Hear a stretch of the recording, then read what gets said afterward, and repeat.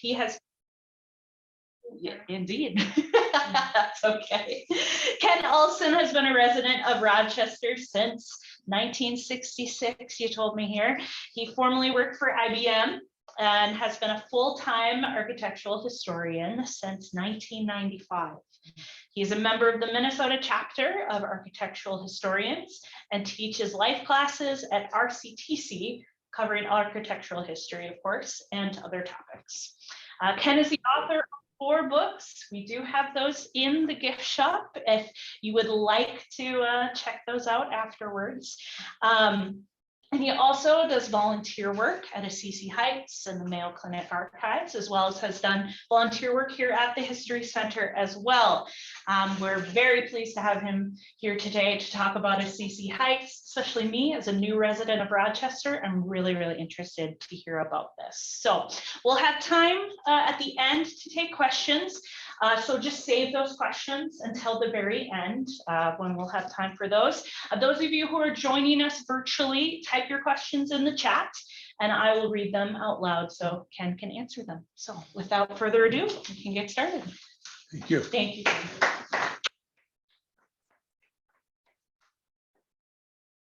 Thanks, Jenna. Welcome to Rochester. Welcome to the Sun Belt.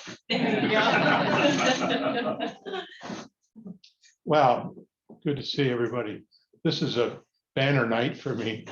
Not only welcome Zoom people, but this is the first live class I've taught since 2019. So a lot of Zoom. I couldn't spell Zoom in 2019. You know?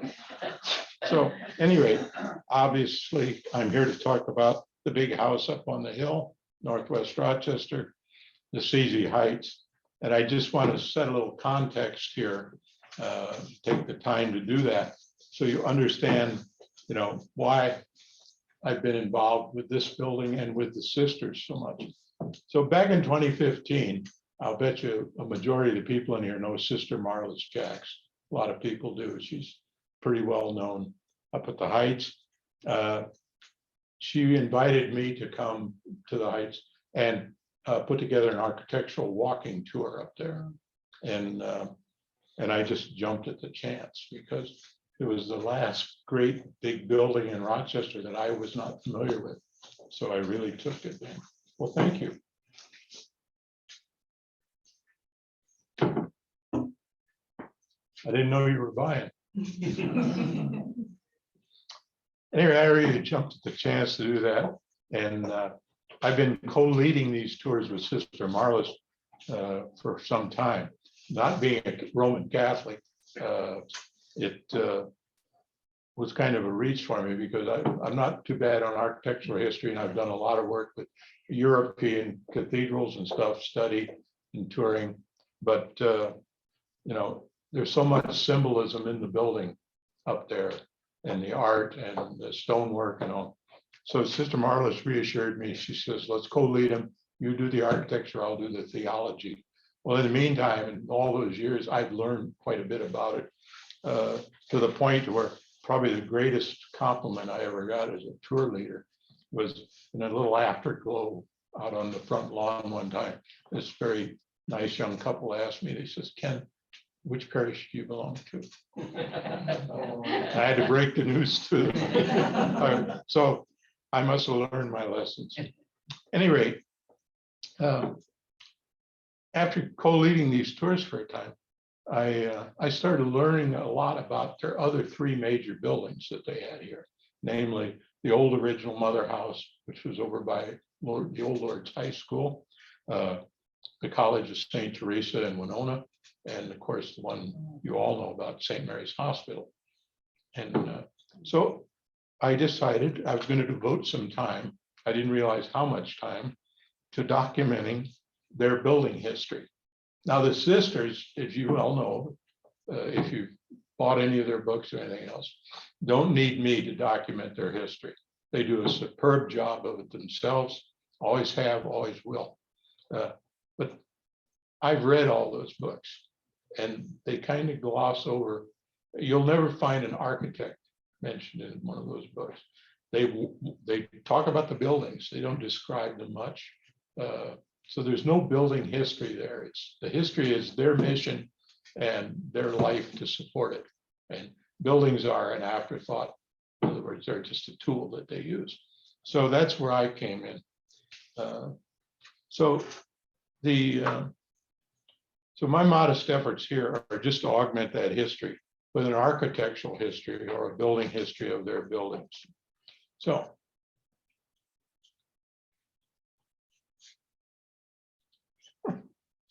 All right. Working? It was. I didn't turn it off, did I? No, it's still showing green. Right. I hope I don't have to do this the whole time. See for a second. Sorry, one moment, everyone. Should we have a group sing? Of course. Just when we want you to.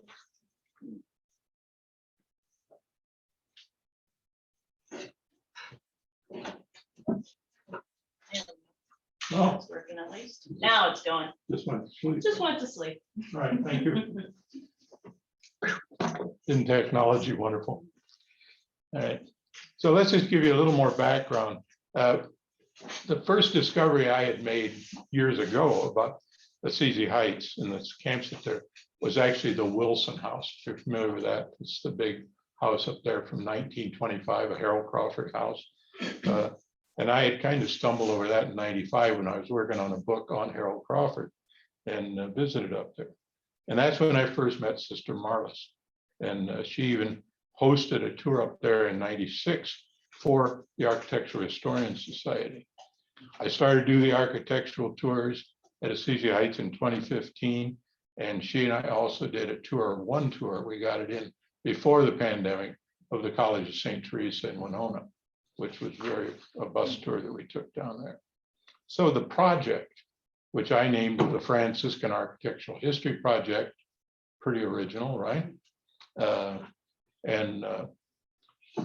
the big four, as I refer to them. And this is the order that I studied them in.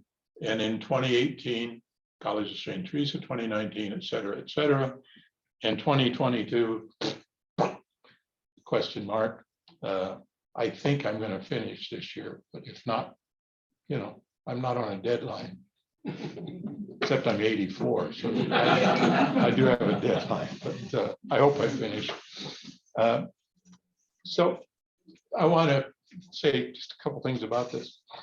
What I did was I prepared a monograph, a document for each, and it's not a book. I mean, this is an academic document. It's probably pretty boring. It's got all the nitty-gritty details, images, drawings by me in the thing. And it's not going to be ever published as a book. These will be in the archives. There'll be copies of all four here eventually when I finish them all. And there will be one at Assisi and probably one at Mayo Clinic as well in their archives. So this is just something I wanted to leave so that 50 years from now, when some other architectural historian or college student decides to do a research project and stumbles into one of these things, I want to say, gosh, who was that guy? So that's it. It's the only monument. So these three are done and the fourth's nearly done. I'm going to break away from that context, but I just wanted you to understand what it is I've been working on there. I didn't know it was going to take 5 years, and the pandemic kind of helped that. But, anyway, so let's spend the rest of this lecture just talking in detail about Assisi Heights, its site, its construction, its original configuration, and use in 1955, and changes since then. And I'm not going to show you a bunch of floor plans and a few elevation drawings, but just as illustrations. But I did 82 drawings on AutoCAD. That's, thank God for the pandemic. I needed something to keep me from going nuts, and that was it. So I drew these drawings and tried to do the job right. But again, I'm not going to show you that tonight. That's in the monograph. So we're going to focus on 1955, the year it was built, and how it got to that point. Then we'll talk about the changes at the end. So in 1949, the sisters purchased 139 acres in northwest Rochester to build a replacement for that old mother house that used to be down on West Center Street.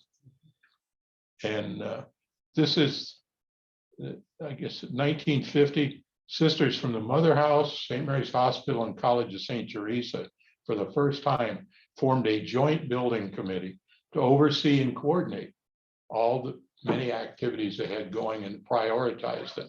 Because all three, the old mother house, no, but the other three all were doing this. So you had to have resources and you had to have people to do these things. So just managing the interleaving of these three projects, the ongoing, was a big job.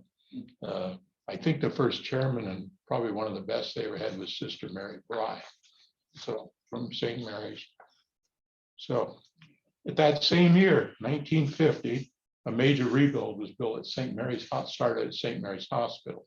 You know that now as the Domitilla building, but before Domitilla was there, there was a whole series of buildings dating from 1889 up through and including 1920 that were all demolished, including the original hospital, and that was built. The architects for that was a group called Magulu and Quick Architects, with McCarthy Brothers Construction as the general contractor.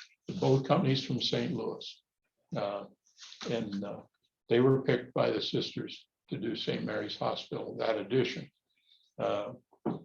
So it was just underway down there. They had the demolition done. They were just starting to do the foundations for the Domitilla in 1950 when the sisters approached Magulu and Quick to design Assisi Heights, their new building. Now, it was pretty bold to undertake another big mega million project when they already had one going on. But the sisters are not too dumb. They understood economy of scale, that a common contractor and architect could share their services and stage their services. So when the iron workers were busy, somebody at the excavators could be working one place and then they changed places, and the concrete work was brilliant. Okay. So this was the first drawing that Magulu and Quick did for their proposal. And this was the original proposal. And let's see if the little pointer works. No. Anyway, you see there's bold lines and dotted lines. Now, you probably recognize the outline, sort of today's Assisi Heights. What's in the bold lines was to be the first stage of the project to be built. The sisters hadn't quite made up their mind if they wanted to go all the way. So they dotted what you see over there, the chapel and what's the infirmary today. And there's a little building kind of like the chapel that goes off at a 45-degree angle, which you'll never see because it never was built. I'll address that briefly when we get to it.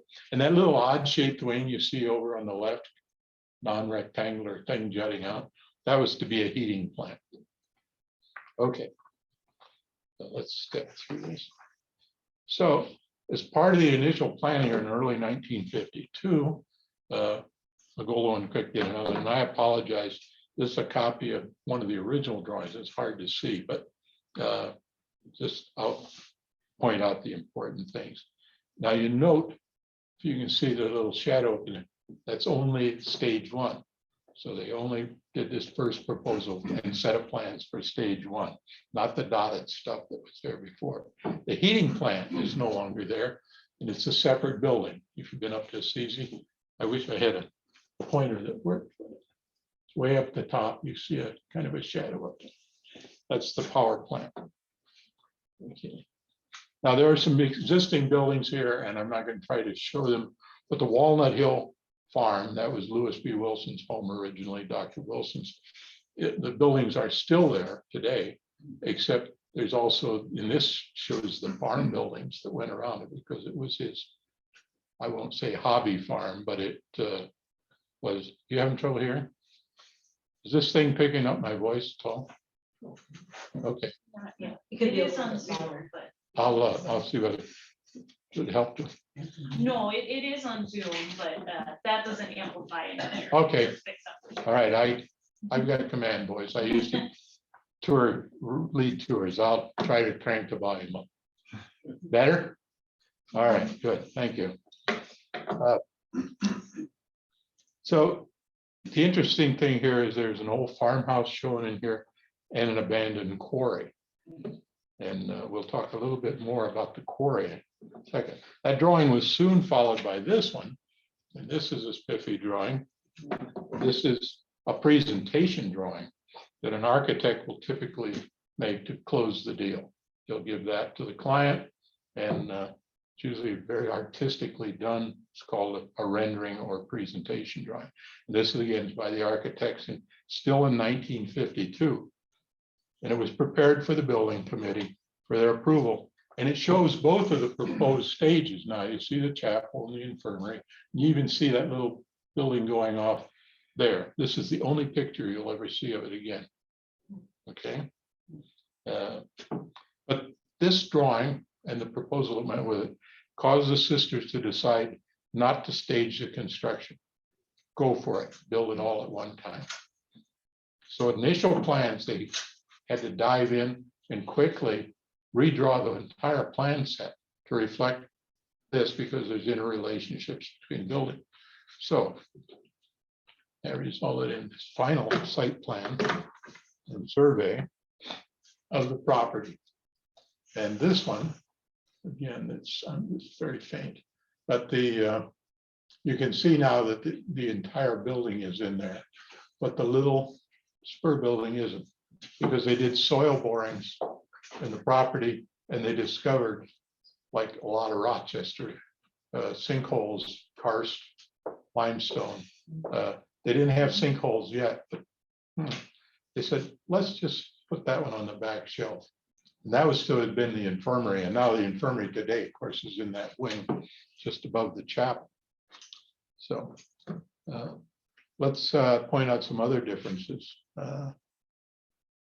Walnut Hill buildings are still there, but now they're connected to the main driveway, which comes up and actually cuts over to it like it does today. The little farmhouse is still there, but it's occupied by an elderly lady, but she is about to be moved out and that'll be torn down. The Walnut Hill house, the sisters didn't use it originally. The widow of Dr. Wilson was still living there, and the deal was that she would live there as long as she wanted.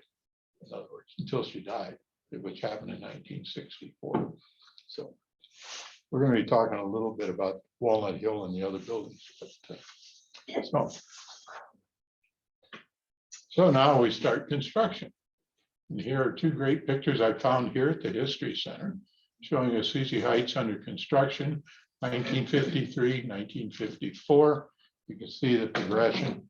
And this started as soon as the final plans were completed and approved in late 1952. They did grading, site preparation, and all this was under the supervision of McCarthy Brothers. The materials started arriving in early 53 and the construction commenced, and the building was finally completed in the spring of 1955. And during this period, the construction team, that is McGowan, Quick, and the McCarthy Brothers, were also building Domitilla at St. Mary's Hospital. They made their single headquarters here in this area. They actually were the first residents of the building, of the administration building, as that one was finished first. They actually had their offices in there for a while until the building was completed. There's still plans that show the blueprint room, you know, the drafting room, and so this is where they made their headquarters to manage both these big projects and staging the use of the skilled workers between the two projects. And the construction here was completed in 1955, and the St. Mary's Hospital, the Domitilla building, in 56. So successful. So, and here's you know, ready for its portrait. Right? This is right after construction was completed. The roads aren't paved yet. Look at no foliage, right? I mean, isn't that great? And but this is how it looked about 2 months before it was actually dedicated in 1955. But so, and you can see it hasn't changed much today. I mean, that's pretty much what Assisi Heights looks like today. There haven't been a lot of major additions to the exterior. The other thing I found fascinating about this photo is all the farmland in the background. So that would soon disappear, be occupied by houses in the new Elton Hills subdivision and other subdivisions. And this was due to another major project going on at the same time in town. It's hard to believe 3 great giant projects were going on in the little town of Rochester. And in addition to work being done here at St. Mary's Hospital, at the same time, the IBM Corporation, as you know, was building its new plant and laboratory, which opened in 1956 as well. The influx of new people into town, and many of you can remember that, caused a sharp increase in the population and a building boom to provide family housing and new schools. And most of this growth was between the northern city limits, which was right at Assisi Heights when it opened, and the IBM plant. We came 10 years later, and that was all filled in by then. So within 10 years, Assisi Heights was no longer on the edge of the city, obviously, but it was surrounded on all sides by residential neighborhoods. But it still remained, well, I should say, a quiet and dignified spot, as it should be, and it still is today. It's a landmark. Okay. This is a schematic view I drew just to show the main building. And it's important here is the building is zoned. It was designed that way, zoned into 7 wings. But the sisters picked the names. These were originally known as Unit 1, Unit 2, et cetera. And they still are on the original plan.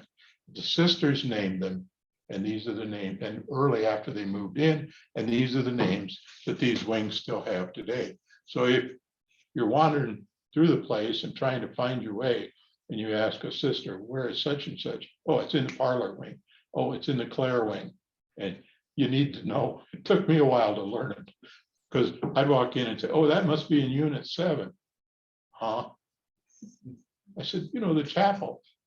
He said, well, say so. Well, I learned. So this is so just a couple, and I promise this will be the only statistics I'm going to hit you with. The building was originally designed for a total capacity of 515 people. Now, the local press didn't get it quite right. The sisters had released information about what they were doing up there, and they were going to build this building. And if you ever looked at the newspaper article from 1950 when they were starting the thing, it will hold 1,000 people. And that's still in the press today. People still think there's 1,000 people up there. It never was designed to hold a full capacity. Most of these Franciscan sisters were living remotely. They'd only come back for reunions and retreats and that sort of thing. They're all out teaching school somewhere. Parochial schools all over the state and ultimately all over the country. So it was 515 residents. It contained and still does 654 rooms, total bedrooms, 366. 95 of these were originally allocated for nursing care and assisted living. Okay, that's enough statistics. And if you have questions about the rooms and the capabilities, ask me at the end. Okay, that's enough statistics. Now I want to just basically go through each wing and I'll briefly describe it. And I'm not going to cover floor plans in detail. That's all in the monograph. So now I'm blessed. Again, this is treasure trove I found here at the History Center, though I believe the Assisi Heights has them too. There's this wonderful collection of black and white archival photographs. They had the interior and exterior of the building photographed by a professional photographer shortly after it opened.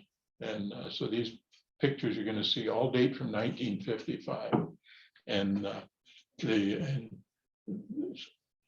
there's a rare picture of a sister. So you can always tell it's sister because they have the dark veil on, and the novices are wearing the white veils. And there were still limitations in those days for the Franciscan sisters being photographed. They really avoided the camera. They still do. When I do shots of the exterior and stuff, if they're out walking, I just hold the camera down and say, good morning, good day, sister. Wait till they're out of the frame. But this one, showing the administration wing, this little picture down here, this is the PBX board, the switchboard they had for openers. Now it's all electronic, the front desk. And here's a sister, plugging in the cords and doing the real thing. The rest of the thing here, you probably recognize a lot of this. Up in the upper left, of course, that's the porte cochere or the covered driveway that you pull up. There's the entrance doors, and the room up above, that is the council room in the administration building. And that's where the ruling council, the governing council of Assisi Heights meets then and still does. Okay, that's the admin wing. Here's the Clare wing. The Clare wing is the one, if you drive around behind, and you see the chapel jutting out at you, out in the back. That little chapel. Okay, you can see it in my drawing. It's coming out at you. This contained the novitiate school. Now, they were training novices all over, especially at the College of St. Teresa. At the time this opened up here, they closed what they called the Clare School of Education, which was a school within a school. There was the College of St. Teresa, but this was a normal school. Remember what a normal school was? That was a 2 years teachers college. And Mankato State started as one, Winona State started as one. They were teachers colleges and normal schools. And that was a normal school at there. They closed that and they moved all the novices up here from there. There also were novices at the old Mother House. These were the ones that were kind of earlier in their training, and they would live up there. So all of them kind of converged here, and they built this building and the center wing, which we'll talk about next, to house this novitiate school and the novitiate itself. So here what we have is the upper left is that chapel you see jutting out. That's known as the Clare Chapel. It's still there today. And we'll talk about what's happened to it over the years since 55 later. But I just threw in some photos here. And these are all within this building. And up at the upper left is one of their classrooms. I think that's the classroom. That's the auditorium. And then next to it, that's a community room up on the second floor. This is where the novices could come and just relax and socialize. Then a music room, big music program, music education program. And down here is, I guess that is a class. This down on the left is the auditorium. And this is an art room down on the ground floor. So that's the part of the novitiate school. The other half is in the center wing. And I showed you two views because one's looking east and one's looking west. And so here, starting the upper left, this is the cloister. The center wing on the west side has a cloister that goes around three sides of that courtyard. If you've ever been back there, it's a really beautiful cloister that follows along the base of the building. And there's a picture of 4 novices, nicely posed. And if you look closely, if you look down where they're standing, there's no grass. And this was literally still raw. The construction was just barely finished and the landscaping wasn't, but there they are posing. This is their lounge and study hall, which was in the center wing. Down here is a typical office with an administrator and a student. And then over here is, and these are rare, there's only 2 pictures of bedrooms in this whole collection of photos, about 100 photos. And this is a typical novice's room. Up on the, I think the 3rd floor of the center wing, but it's the typical one. They're very tiny, 8 feet wide, maybe 10, 12 feet, but pretty tiny. But this is a single room. They also had rooms larger that would house 3 or 4 novices. So that's how come there were 366 bedrooms, but the house had capacity of 515. So it's just to be noted. All right. So there we go. So now we move across the back of the building. This is the building next to the one with the chapel. And this one's you can notice this one right away because it's got 2-story high round arched windows all across the back. And what's behind those is this refectory on the left, lower. That's their dining area. Originally, if you look down that wall, you see kind of a dark line coming down on each side. If you can see that, that's a movable wall. Originally in 1955, the novices ate separate from the sisters, and they had this wall they could close off. But they opened that up, and this room will seat 500 people in folding chairs. So it's like another auditorium for the Heights. Still there, same furniture, wonderful furniture, the little carved 3-lobed thing, which is the universal symbol for the Franciscan sisters. Really nice. Okay. On the left is the tall windows. On the right is an open gallery up on the second floor, you can see. And here's a better picture of it here on the lower right. Upper right, that's the ground floor level, and that's all the food services. The laundry is down there now, and all the services are on the ground floor. The first floor above, that's a serving area for the novices dining area, with the novices queued up for food on one side and serving their sisters on the other side.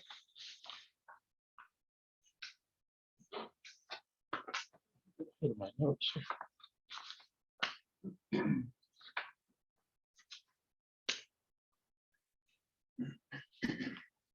Whoops, North Francis. So the North Francis wing, I guess we just talked. I'm sorry, I got it behind on my notes. Here's what I want. What did I do? We'll go to sleep. I think our laptop. Oh, there, she woke up. No. You're lucky. When I used to work at IBM, we thought the best thing was a well-placed kick. Amazing how that worked. Didn't do much for the computer. It made us feel good. Okay. Now, this is a parlor wing. This is a unique building for a number of reasons. Number one, it doesn't have a basement, just a crawl space, and it's only 1 story high with a full attic that runs the length of it.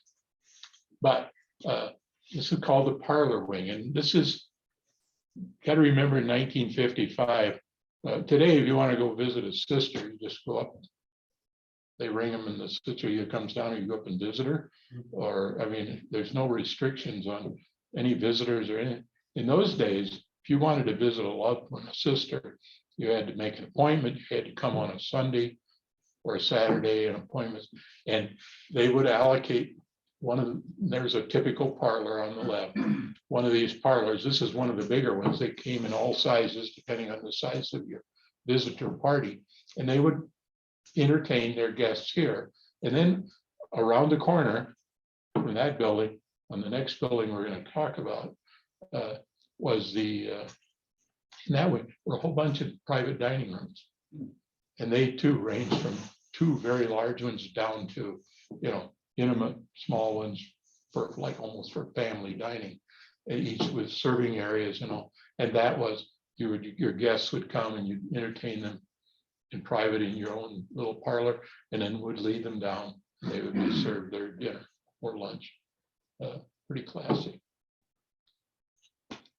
So the other 2 pictures are at the far end, your left, of this was a small apartment with a full bath and a sleeping area and a study. And that was for the chaplain who lived there, and even had his own private dining room right across the hall in the parlor.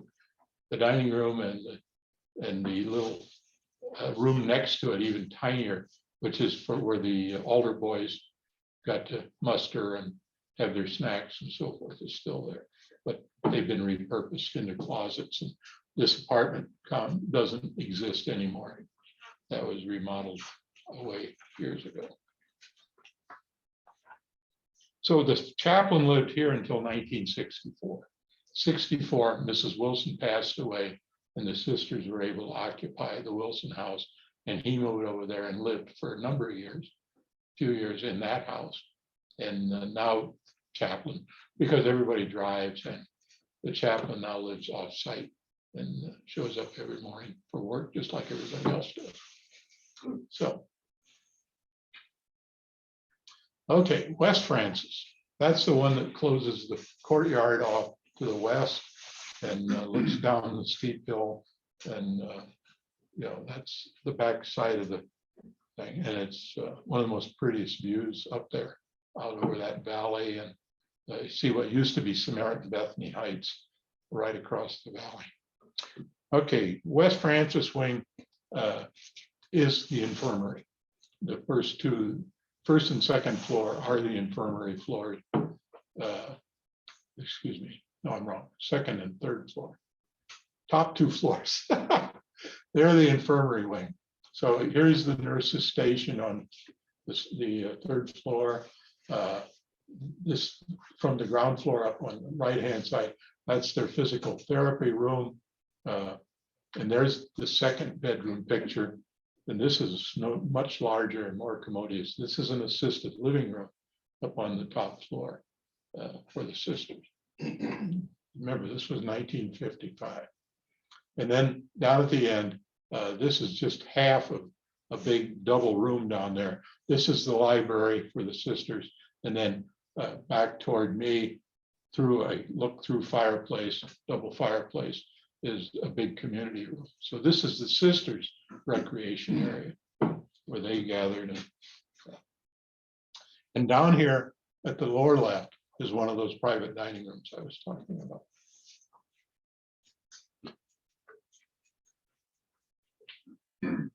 So if you were there for lunch or supper, you know, the might be the Mother Superior or her associate or one of the key sisters would probably come in and briefly meet and greet and you know, welcome your loved ones, your family, your visitors. And so it was kind of nice. I had a whole flashback when I was preparing this. Nancy and she has a cousin who was in a convent in Indiana, and she had to be transported to another town where her brother, blood brother, was being ordained as a priest, and she was allowed to leave the convent. We went to pick her up because we lived there with our little son Mike, and we had lunch in her dining room, very similar. And the Mother Superior entertained us while we waited for Nancy's cousin to get ready to leave. So I remembered that. So it isn't that way anymore. I mean, you go up there now and you might get invited to lunch, but you'll be sitting back with other sisters in the refectory. So we come kind of to the crowning glory up here. This, of course, is the chapel, and specifically, I've shown you the sanctuary here. I must have 40 photos of the interior and exterior that's in the monograph. But I picked this because this is the one area that has had the most changes at Assisi Heights. And to understand that, you have to understand something called Vatican II, the Second Vatican Ecumenical Conference. It's called, known as Vatican II. And this, if you remember, started in 1959. Pope John the 23rd was the Pope, and he announced the Second Vatican Council. The first one had been held over 100 years ago, back in like the 1850s or 60s. And it was a dandy because I did some study and research on this just to understand what was going on here. And that's when it was announced the Pope was infallible and his decisions were not subject to debate. And I didn't realize that started just 100 some years ago. This reversed that. I mean, it was a revolution for the church.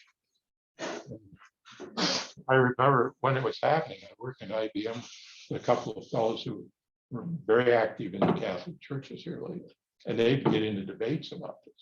One thought it was wonderful, and the other one says, "You want your own Catholic church, go start it." I mean, it was vehement. The sisters had to adjust to this, and this was a case where sisterhood won over, because now you have a vested group of elderly nuns, including the Mother Superior, who are used to the old ways and satisfied with them, comfortable with, and you got a big influx of young novitiate and young sisters. Now, by 1964, the Franciscan congregation here reached a total of 1,000 members. That was their peak. 1,018 was their peak. So it was kind of divided down the middle, and they managed to work it out. And most of it was the Mother Superior said, "You know, I'm going to work with this," and she did, and life completely changed. The sisters, as you know them today, started to exist in there in 1964 specifically. When Pope John died, then Pope Paul VI came in, and he was also a progressive, and he continued this thing, and they finally hammered out all these deals. So what were these new opportunities for the sisters? Well, the most immediate one that we all noticed in the community was the relaxation of the strict conformity of dress. So the sisters now dress like the rest of us. I mean, they don't dress like me, but they dress like you ladies. They come in all shapes and sizes. And that's important to them because they have more community involvement and permission to even to live off site now in their own communities, which they themselves organize and manage. No longer does somebody walk down to the bulletin board every morning and say, "Okay, you've got this duty today, you've got that duty today." No, you live as a small community, sometimes 3 sisters, sometimes more. They're living together and in the community, in rental property, and they decide who, if one of you is a good cook, you do the cooking. You won't have to do any cleaning or anything else. You just do the cooking, and we'll get somebody else to do the dishes. You know, it's almost like a sorority house. Okay, now 2 more things about. I'm getting to what has to do with this. But the sisters' missions expanded. At this point in time, the less and less of them were teaching in parochial schools. And the missions were really, really expanding in the late 60s, particularly in South America. And this was guidance by Pope Paul VI. He suggested that some of the religious women's orders would, especially the teaching one, should maybe think about going to countries in the third world and starting schools there and doing this. So that became a very big part of the mission. Most of the sisters I know now have done time in South America, and they had many, many operations there.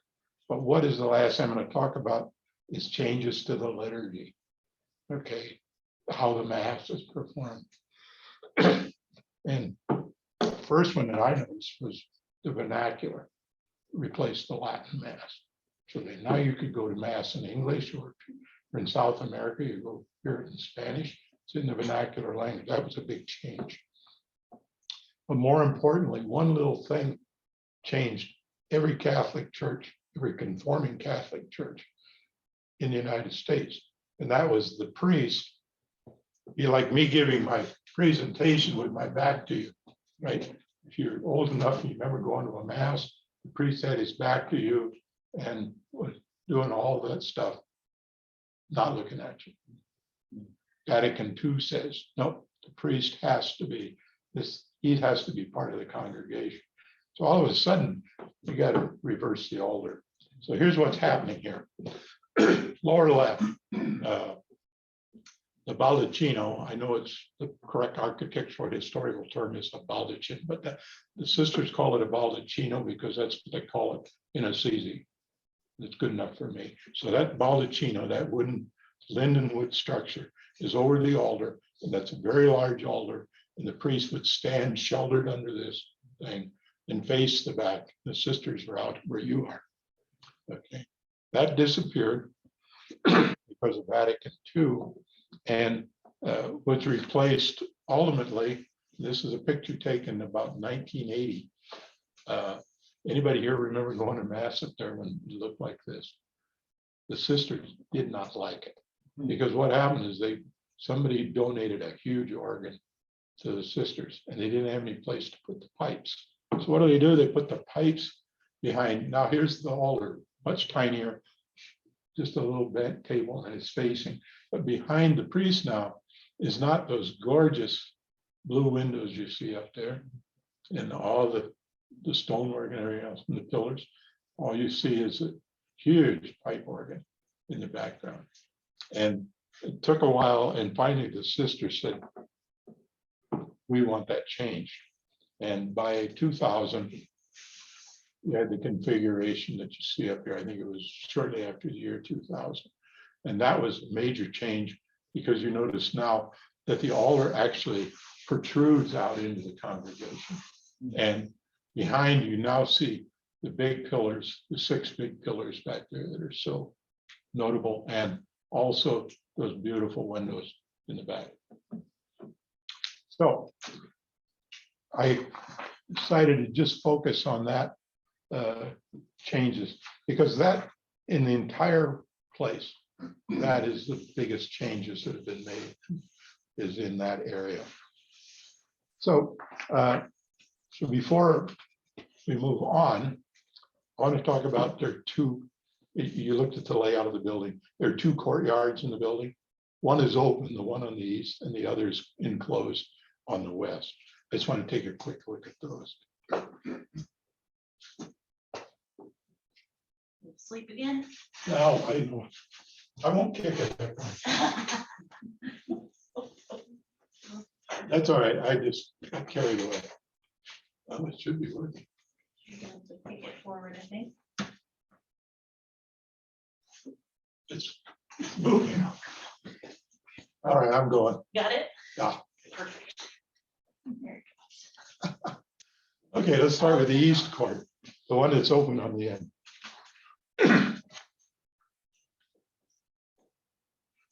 The original design on the first set of drawings I talked about had a high wall over that opening, a big high wall, more than 8 feet tall, 2 very ornate bronze gates at the end, and it totally closed off this court too. And the sisters vetoed that. They said, no, this should be a welcoming place. And we don't want that. So that was knocked out. The interesting thing was, what you see here is that courtyard, and there are 4 fairly main entrances into the building that open off this courtyard. So I mean, it's the public can come in and actually enter or exit the building there. It's not true of the closed one on the west, but notice the curvaceous walks and everything else. There's not a straight line in any of those sidewalks, and it's gorgeous. They wind through the statues and the trees, and it's just the most peaceful place. If you look closely at the original plans, it's a strict rectangular, just straight lines. And the sisters took one look at that and said, no, we don't want that. And they're the ones that designed the sidewalks here. And I asked one of the sisters, one of the older sisters, I said, you remember when that was being done? She says, yeah. And she says, I remember why they did it, because it looked like a man designed it. It's true. That's the way I had designed it. Straight lines, right angles, horizontals, perpendicular. So the only other thing, the feature here that I think is really interesting is that, and you'll see that by the chapel and so forth, that means there's windows down below in the basement. It's a window well.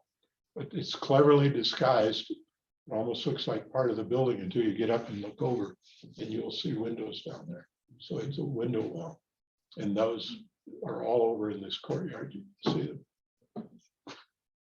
Let's just take a quick look. This is actually my favorite courtyard, especially for doing architectural tours. This is the West Court, and this I had archival photos of. So I won't go into the detail. You're actually looking at the back. So over there is the center wing with the cloister. Here's the back of the parlor wing, which looks just like the front. And over here is a good shot of the cloister and the two Francis wings back there. But notice this picture was taken before the landscaping was done. This is what it looked like before, right after they poured this. They haven't even poured the sidewalks yet. So, but that configuration is still the same. Okay, now let's just take, let's see how I'm doing on time. Oh, I'm doing fine. I want to just take a quick look at two other buildings on the site, which are important. And one is the powerhouse. It sits across the rear drive. And it is connected by a big wide tunnel underneath with the back of the Clare wing. And what is that tunnel there? Well, it gives pedestrian access, but more importantly, like the Mayo Clinic subway, steam pipes all run down there and the water pipes along one wall. Two pictures on the bottom, left and right, are of the laundry. And originally, this building housed the laundry, but not for long. Pretty soon, the inconvenience of rolling all that back and forth through the tunnel, everything else. And now they quickly moved it to the ground floor of the North Francis building. Upper that's the boiler room, the main boiler room. There are three boilers, big boilers in there. And I found that never are all three running at the same time. In the winter, they'll run two. In the summer, they'll run one. And then they switch them off so they can do maintenance on them without shutting down. And this generates all the heat, the steam for heat and for hot water throughout the whole building. Excuse me. Okay. And by the way, that laundry now is a maintenance shop and a break area for the staff, the maintenance staff. Okay, and now I've talked a couple times about the Wilson House. Here's just a few shots of the Wilson House, Walnut Hill, it's called. This is still referred to it as that. And this is the main house up at the top, and it's still there. We even had an event up there a couple of weeks ago. You were there, Dana, and we had a good time. But that building dates from 1925. My favorite local architect, Harold Crawford, designed that house. That's what first attracted me up here. But this little house down here is interesting. It originally was this was to be a farm. Dr. Wilson bought the land in 1923 to have a farm up here. He wanted a hobby farm. He liked to experiment with apple trees, peach trees, cherry trees, potatoes. So this was going to be his little farm, this 49-acre farm. And so he started building up there. And one of the first structures he put in was a little tin farmhouse, metal farmhouse, like you could buy from Sears or Montgomery Ward's. They'd ship it flat, and your local farmhand, a couple of simple hand tools, put the thing together. That's what under all that yellow stucco and those nice red shingles. And they built this house, and he married Maud Mellish in 1924. Maud Mellish was famous at the Mayo Clinic. She was their first editor, librarian, and they had become close friends, colleagues, and then finally found love and married in 1924. And this was their honeymoon cottage, and they lived here while Crawford and his crew were just building the big house next door. And they did Thanksgiving dinner in the big house in 1925. And at the same time, Crawford remodeled the tin building, which is still under all that.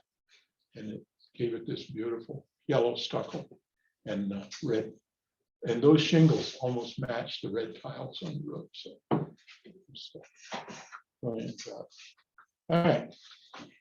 So let's finish up quickly with a review of the modifications to Assisi Heights since 55. Now, this is a site plan I drew showing the building exactly as it looked in 1955. And just as explanation, I shaded all the paved areas in gray. And so this is basically, and if you're driving around Assisi Heights today, you're driving on this same thing. This configuration hasn't changed, it's expanded. So I also did a after drawing 2022, and here's what the building looks like now. Just quickly, I'm going to tell you how things have changed. But for the most part, the exterior and the interior of Assisi Heights do remain unchanged from 1955 with relatively few changes.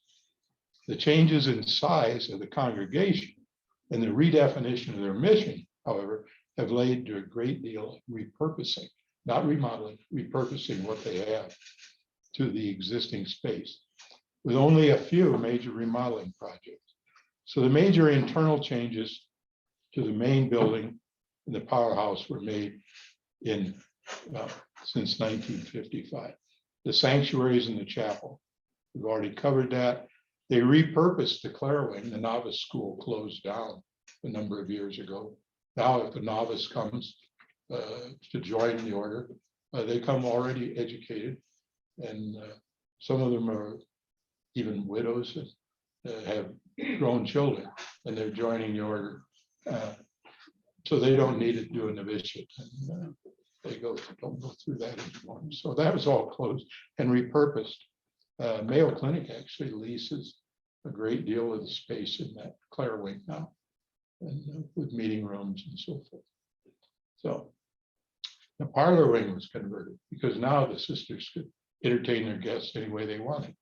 And now that's been converted to office space and meeting rooms. The private dining rooms that I showed you in the West Francis Wing are remodeled and now have housed my favorite part of the place, Congregational Archives. And I spent the winter up there working in the College of St. Teresa Archives. But this is my grandma's attic. This is where I do research. In 2005, big breakthrough.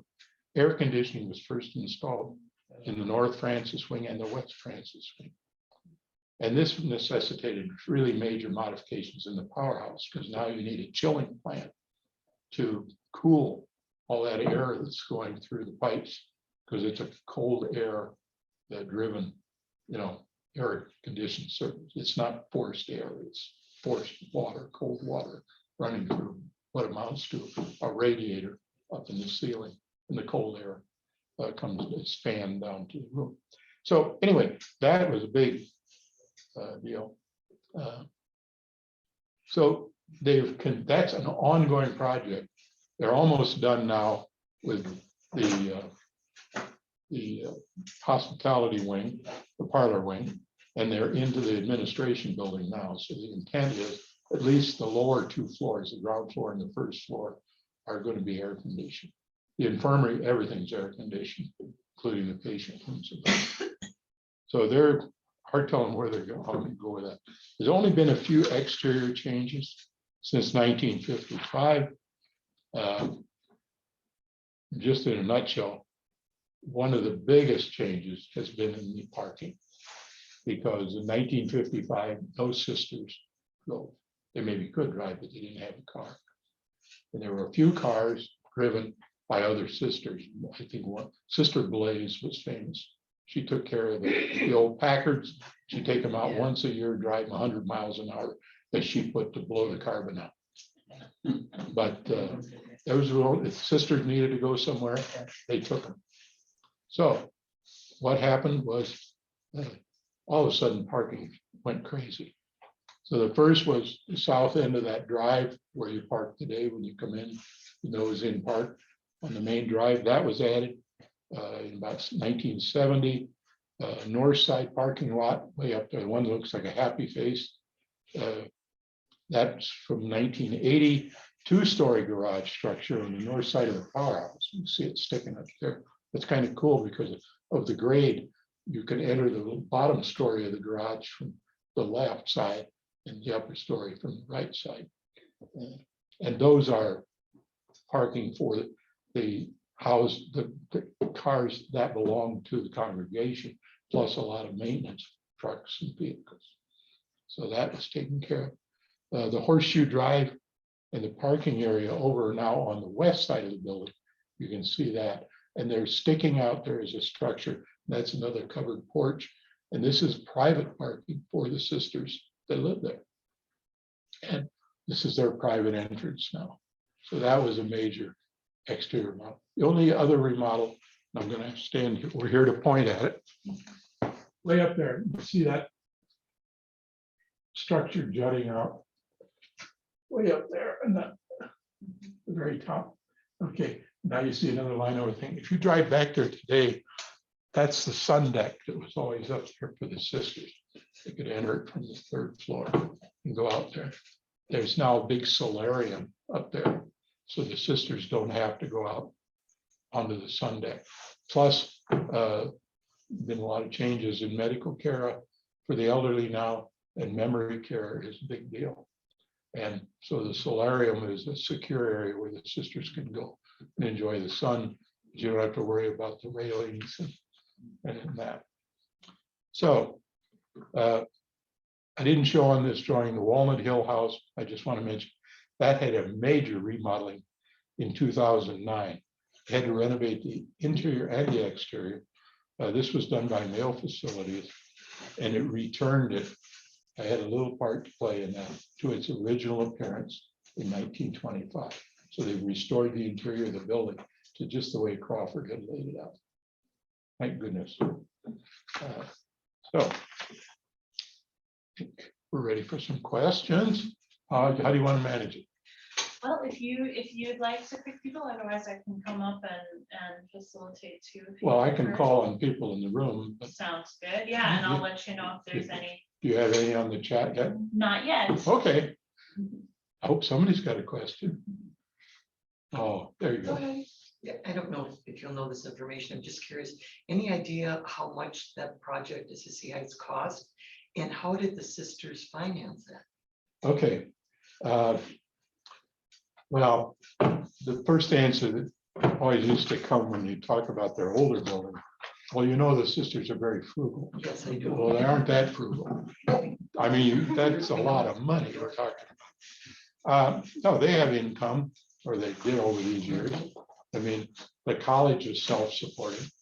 So any capital improvements made at the college were paid for out of college funds. I think the sisters reincorporated, broke into 3 corporations back about 1970 or sometime in the 60s.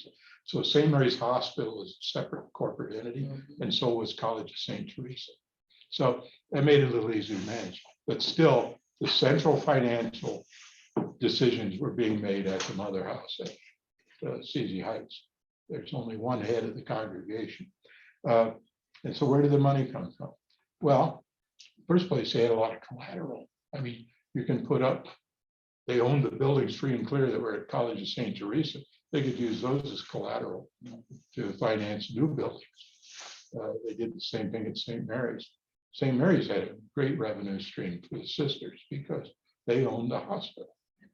I mean, it was, they, I mean, the nuns, the sister that nursed over there didn't make any money, but the hospital made a lot of money. And so a lot of that was, that cash flowed in to not only St. Mary's Hospital additions, but also to this building. And the other thing is the sisters had one heck of a credit line. They did, and they knew where it was.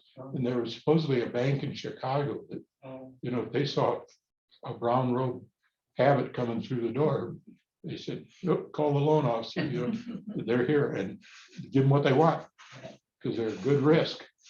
And they knew where the money was, and they went and borrowed it. So that's it in a nutshell. I know how much this building cost, but I'd be honest with you, I'd tell you if I could remember. I get it. It's in a footnote somewhere. Okay, another question. We've got one from Zoom, quick. Jean asks, were the stained glass windows built on site or were they shipped in? No, they were shipped in. They were built by a studio in St. Louis called Emil Frey, Frei, and he did all the windows in the building. And they're more stained glass than just those. But yeah, he did all those. He also did the ones in the 1931, the big chapel at St. Mary's Hospital. So it's Since they are the Order of St. Francis of Assisi, Uh-huh. the design of the building, did they work with the architect as far as the yeah, I Assisi Italian I style? should add that to this presentation, but yeah, they wanted to evoke Assisi, Mhm. and especially, you know, the Baroque type architecture, the Romanesque architecture. Mhm. And so that's what you see, a lot of the details reflect that. But there's a lot. The other big thing the sisters specified to the architects was they'd had a lot of headaches with the old mother house. It just got old and was falling apart, and it was really a problem. That's why they tore it down instead of trying to fix it. Mhm. And they wanted a building that would last 100 years with very little maintenance. Now, you think, okay, you want a building that looks old, and you want a building that's maintenance free. How do we do that? These guys were brilliant, I have to tell you. If you walk up, I'm starting my architectural tour now, I don't want to do that. When you walk up to the face of that building, you look, if you look at it from a distance, you think, wow, I'm in northern Italy. This is great. What's that doing up there? That was my first thought when I saw it. But if you get close to it, you start studying the rock, the stone in the building. Okay, it's random. And it's called ashlars. They're rough cut, and they're 3 different colors. And you got to have a good eye to see that. But if you study it, you'll notice there's 3 different shades of tan in there. And when you step back, it really looks old. The red tile on the roof has some little mixtures of black tiles in it if you look closely. So it gives another, it looks old. Yeah. And then most of the real Romanesque details are only in a few places. The rest of that building is very functional looking when you think about it. But yeah, so these guys knew what they were doing, man. I love to write about these guys. I wish I was as smart as they were. Okay, next. We've got a few, you kind of just touched on it. Jean was asking what are the building materials, the type of stone Mhm. that have there, so you kind of touched on that. And then Kristen asks, who owns / sold the land, what that the originals, that the sisters originally purchased, and Mhm. also the cottage you mentioned near the Wilson house, is it still there, she wonders. Yeah. The answer to the last one is yes. It's still there and still in use, various uses for it. It's not a rented property to somebody outside. The sisters find uses for that. Let's see, starting with the first question. Yeah, who owned, sold the land? Okay, Yeah, who owned the land? there were 2 original landowners. The Dr. Wilson had died and he deeded Walnut Hill in 1943 to the clinic properties, with the proviso that Grace, his last wife, his 3rd wife, who was still alive, would be able to live there. So that land was actually purchased from the Mayo Clinic Foundation. That was 49 acres. The rest of the acreage was original farmland that Wilson had actually bought from this family. The descendants of that family, I think the family name is Priebe, Priebe, the Priebe family, and it was an original homestead from the olden days. And they sold 90 some acres, and that fleshed it out to 139 acres. So yeah, there were two major purchases, and those were all both done in 1949. And another question from the room. Any more? Oh, here's one. What is like available for public to tour, if anything? Because I know with COVID, Yeah. it's pretty much. They still haven't opened up. We had the first public event. Sister Marlis and I, another woman, reenacted Lewis Wilson and his 2 wives that lived up there.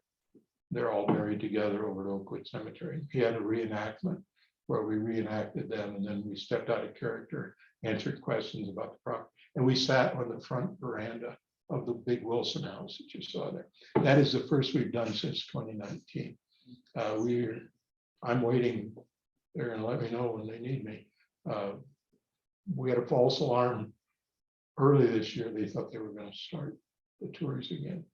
But I'm sure it'll be publicized when it comes, and I look forward to seeing you.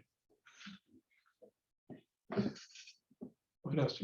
How many acres were when the Assisi Heights, how many acres was that? 139 acres. 139 acres. Okay. Yeah. And it was a sale of 2 farmlands. Yeah, Okay. the Wilson Farm. Wilson's and Green. Yeah. And the only outbuildings left are a little red barn by the Walnut Hill house. And of course, the cottage was an outbuilding. And then all the rest are gone. Yeah.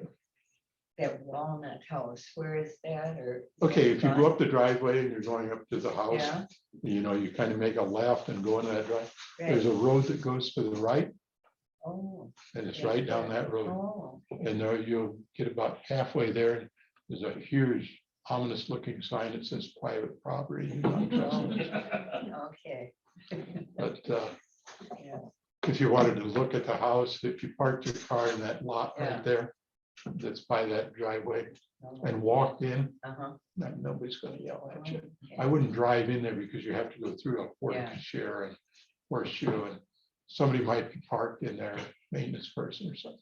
No, but it's not a bad walk. And there's a walkway you can come in Mhm. from the back and look at the house. So can't go in. It's Yeah. it's closed. No. Mayo's controls that now, just Yeah. like the foundation house in Mayo would. Right. It's all secured. So We had a quick question from Kristen again, who asked who sponsored the event that you were just talking about, where you had the. the reenactment? sisters. The sisters. Yeah. Okay. Yeah. And then Jean asks, were there ever any farm animals or vegetable gardens to supply the sisters? Yes. When Lewis Wilson had the farm, he had a huge apple orchard. And it wasn't just apples, it was pears and peaches and cherry trees and all this sort of thing. But he ended up mostly with apples. And this was because one of his many hobbies was he was a plant biologist. He loved to study plant biology. And grafting apples is great. Another thing that grafts easily and you can experiment with is potatoes. So the orchard was still there when I first started going up there. Those trees have all pretty much died out. And now you will see a different kind of farm there where the orchard was, and it's solar panels. Big. The sisters now get a major proportion of their electricity from their own solar panels. Oh, Yeah, so they've got them scattered all over. Okay, so the potatoes were planted in rows between the apple trees. So they could harvest the potatoes and then go harvest the apples. And the sisters lived on apples and Yeah. potatoes. I know, I wonder if that's where Sister Jenna Rose would get some of her apples when she would make. I all bet her- she did. yeah. Okay, because at St. Mary's, we'd have the sale every year. and- Yeah. Yes, Yeah. yes. Pickled, yeah. And then what was funny, Wilson actually had animals on the farm. There was no chicken house or anything like that. But he decided that to run some sheep down between the trees for some reason. And he had sheep in there, and then they get somebody to come in and shear the wool and sell it. So that was a real hobby farm. Mhm. And he, like Charlie Mayo, Yeah. he had his Mhm. playhouse. Charlie Mayo had a famous quote. He said, there are two kinds of farmers. There's farmers that work hard, and make their money on the farm, and they take their money to town. And he says, and there's us that work in town and take our money out and waste it on the farm. And Wilson was of that ilk. Yeah. He was a gentleman farmer. Mhm. So it was more a country estate than Mhm. a real working farm, but he worked it. And he had some hands and stuff that, of course, did it.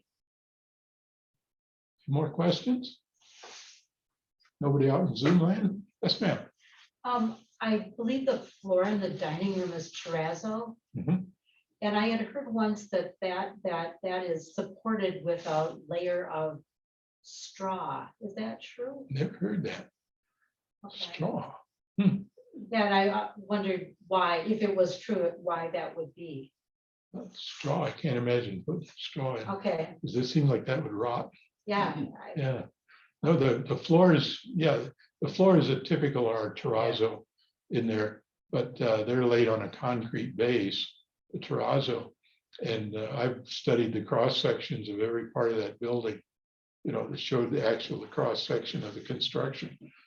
Sure never saw any straw I there. know what she was saying. Yeah, I don't know.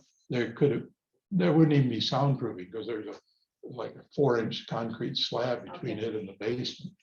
Well, yeah, it's a good, did somebody mention that that it lived there or? I'm trying to think of where I heard that. I've been there for meals several Uh-huh. times and somehow in the course of a meal, somebody. that Well, I'm gonna was ask eating somebody said- where that came from. Okay, And it, and then also rumors about bomb shelter on Yes. the ground. well, that's floor. not a rumor. No, The building has the ground floor is the one you see in the back, you go in the ground floor. Under the Clare wing, the West Francis, North Francis, and it's not the chapel. There are basements, full basements under all those buildings, down below the ground floor. There, you don't even know they're there, but they're vast. During the Cold War, yes, you're right. They did have Rochester Civil Defense help manage it. They had cots and portable cots and stuff stored down there, food supplies, water, and that was to have been a bomb shelter for the people. Sister Marlis, who I talk about all the time, tells a funny story. She was a novice at that point in time, living up at the house in the early 50s. And she said, I said, do you remember the bomb shelter? Oh, yeah. She says, I do. She says, we novices were each given jobs to do if there was an emergency and people and families had to flood in. And I said, so what was your job? She says, believe it or not, I was supposed to entertain them. I thought, well, if anybody could do it, she could. But fortunately, there never was an attack and wasn't. And now that area is just storage. And talk about a grandma's attic. The sisters don't throw anything away. That baldacchino that I showed you is disassembled and laying flat on pallets down there. I don't know what they're ever going to use it for, but it's down there. The cross from the original mother house down on Center Street is still there. Really? wow. In the bomb shelter? Well, it's not the bomb shelter, it's the But I basement. mean, yeah. Yeah, it's down there, it's laying on a pallet. I built a model of the building, the original mother house, which is in their little museum up there. And I tried to make it look as good as I could. And I gave drawings to the sisters up there, the older sisters that remembered the building. And I said, please, please sit down and go over these drawings before I start building this model, because this is what I think it looked like. And if you see different, tell me. And the drawing that I'd worked from had this specific kind of a cross. I call it a lobed cross. You see in a lot of churches, it has 3 little bumps on the end of each of the transverse arms, and kind of fancy. And I had that in the drawing. Nope, that's the only thing they found wrong. Franciscans don't have that kind of cross. And it's just plain. So I asked Sister Marlis, I said, I want to be sure I get this right. Can you tell me what it looked like? She didn't want to see it. My first trip down to the basement. And here came a janitor riding one of those golf carts down to see what we were doing down there. And we were trying to find this thing. Just get on the back. Sister Marta sat up front with him and I sat facing backwards. And we went a long way. This guy went in and out, finally turned on a bank of lights and there it lay. Filled out my pocket tape, my sketch pad. And I'll tell you, if you ever see that model, that cross is accurate. I don't know about the rest of it. Yeah. So, yeah, there was a bomb shelter. Yeah. It isn't anymore. The sisters are still, you probably remember driving by and seeing them put messages in the fence with paper cups. Yeah. And then no more nukes and no nuclear weapons. I mean, they are very progressive and they're very active in social things. Sisters are very active. They were active in the civil rights movement. They were active in the anti-war movement. And this was all after Vatican II, when they had the freedom to get out and make their representative. And a few of them have even done a little time, been jailed during protests and so forth. Yeah, so, yeah, they're pretty independent. We got one more from Zoom, Okay, from Kristen here, wondering about what interior changes were made at the Wilson House to put it back closer to the original Crawford plan. okay, yeah, I'll keep me brief, I guess. But as I said, the chaplain lived there for a few years, and then they turned it into a kind of a house for the novices to use at certain periods. And the house that the Wilsons had lots of open, they liked to entertain. So they had a big lot of open areas where people could gather and when they had parties and so forth. That all got partitioned off into small bedrooms. And so there were partitions. First time I saw the inside of the house was just before the renovation. And they had already removed all those partitions, but on the beautiful hardwood floors, there was still a mark. We could see the plates. Those were all sanded off. And now it's absolutely beautiful in there. It looks like 1925. So all the original woodwork is there, but it was a lot. And they did modernize some of the kitchen appliances so that it was a working kitchen. So I said I would go an hour and 20 minutes and I There you go. Any other questions? over a couple minutes. What kind of stone is the, Assisi built? Oh, the facing, Yeah. What Yeah. kind of stone is that all built of?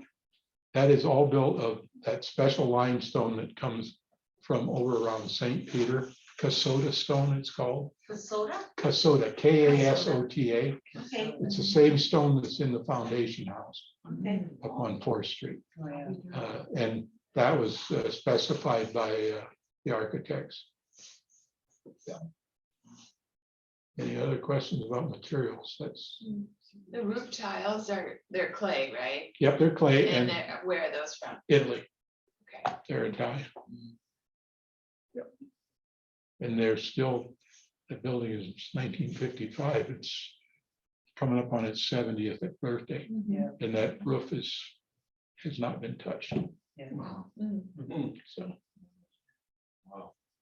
Good, the warranty is still intact, I guess. All right, if there are no further questions, I thank you so much for joining me this evening. Yes, thank you so Thank much. you. Thank you. As well, again, if you're interested in books, I'll be out there. There's some, I know for sure we have 3. I think we have all 4 of your books, Ken. So, but. if you're Actually, interested, you can probably check them out. don't. There's one that's about Old Frontenac. Oh, okay, yeah, I don't know if we have that And you'll one. have to drive up to the historical site, but they're all available on the internet too. Yes. But all I'd rather you available buy on- them here. Yeah, oh yes, support history, right? Support local history. Yeah. Thank you, everyone.